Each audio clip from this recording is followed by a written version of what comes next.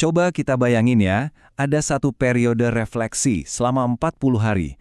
Buat banyak orang, ini mungkin soal aturan dan pengorbanan. Tapi, gimana kalau periode yang sama itu justru bisa jadi pemicu sebuah gerakan harapan yang nyata? Nah, kali ini kita akan bedah gimana sebuah komunitas di Sanggau mengubah tradisi jadi sebuah inspirasi. Oke, perjalanan kita ini dimulai di Sanggau, Indonesia. Disinilah Keuskupan Katolik setempat lagi merancang sesuatu yang, menurut saya besar banget untuk tahun 2026. Ini bukan sekedar perayaan biasa loh, ini adalah sebuah misi yang akarnya dari tradisi kuno, tapi tujuannya untuk menciptakan dampak yang modern. Jadi, ini nih pertanyaan intinya. Gimana caranya serangkaian aturan, apa yang boleh dan nggak boleh dilakuin, bisa berubah jadi fondasi untuk sebuah gerakan harapan? Yuk, kita telusuri bareng-bareng gimana disiplin bisa melahirkan inspirasi. Biar kita benar-benar ngerti gerakan di Sanggau ini, kita perlu mundur sedikit dan lihat akarnya. Semuanya itu berawal dari sebuah periode yang namanya masa Prapaskah. Jadi, apa sih sebenarnya ini, dan kenapa ini penting banget? Keuskupan Sanggau sendiri menyebutnya retret agung. Gini deh, bayangin aja ini kayak kita nekan tombol jeda dalam hidup. Selama 40 hari, fokusnya itu bukan cuma nahan diri, tapi lebih ke membangun kembali. Mirip kayak ngerenovasi rumah, gitu. Kita periksa lagi fondasi diri kita, perbaiki yang rapuh, dan siap-siap buat sesuatu yang baru.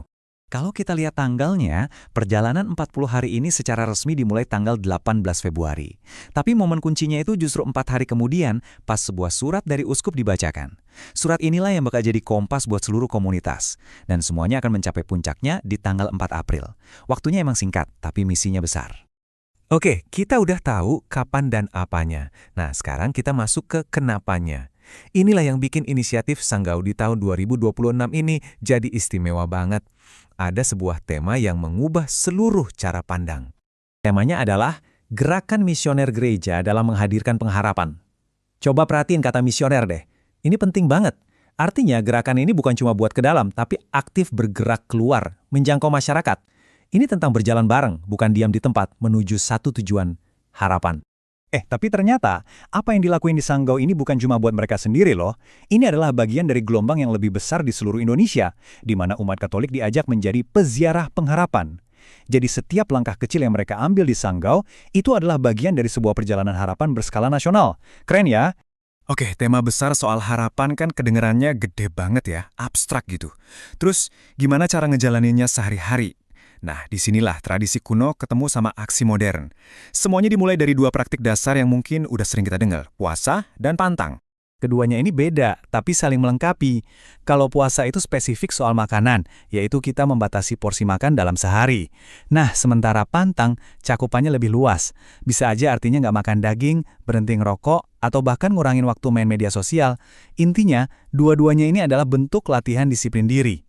Nah, khusus buat praktik puasa yang makan kenyang cuma sekali sehari itu, kewajibannya dimulai di usia 18 tahun. Ini kayak jadi penanda gitu, di mana seseorang dianggap udah cukup dewasa buat ngambil tanggung jawab spiritual yang lebih besar ini. Beda lagi nih sama pantang, kewajibannya dimulai lebih awal, yaitu dari usia 14 tahun. Ini nunjukin kalau bahkan anak-anak muda pun udah diajak buat ikut berpartisipasi dalam disiplin komunitas ini, jadi jangkauan gerakannya lebih luas dari awal. Oke, biar gampang kita rangkum ya. Jadi, ada dua tingkat komitmen di sini. Puasa itu lebih intensif, cuma buat orang dewasa di hari-hari tertentu aja. Sementara pantang itu lebih luas dan rutin, melibatkan hampir seluruh komunitas setiap hari Jumat. Ini kayak kerangka kerja disiplin yang membangun ritme bersama selama 40 hari itu. Mungkin sampai sini kita mikirnya, oh ini cuma soal aturan-aturan aja ya. Nah, tunggu dulu. Sekarang kita bakal masuk ke inti pesannya. Gimana aturan-aturan ini justru ngebentuk sesuatu yang jauh lebih dalam, yaitu sebuah identitas. Dan ini dia jantung dari pesan Uskup Sanggau. Perhatiin deh, ini bukan perintah, bukan kamu harus menjadi, tapi sebuah penegasan. Kamu adalah garam dunia, kamu adalah terang dunia.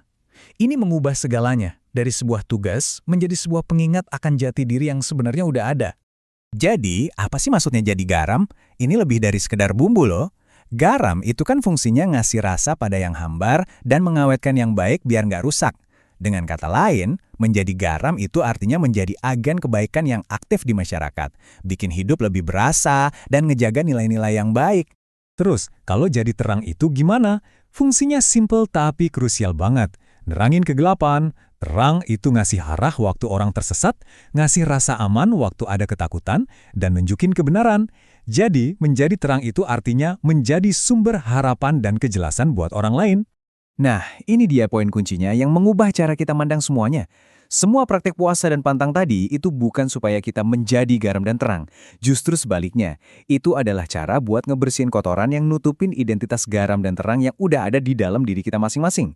Jadi, ini bukan soal pencapaian, tapi soal pemurnian.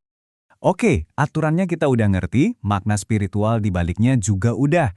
Pertanyaannya sekarang, gimana semua ini diterjemahin jadi aksi nyata yang bisa berdampak buat banyak orang?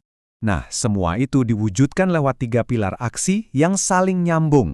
Pertama, dimulai dari doa untuk nyambungin hati. Dari situ, lahir kekuatan buat puasa dan pantang yang ngelatih empati kita.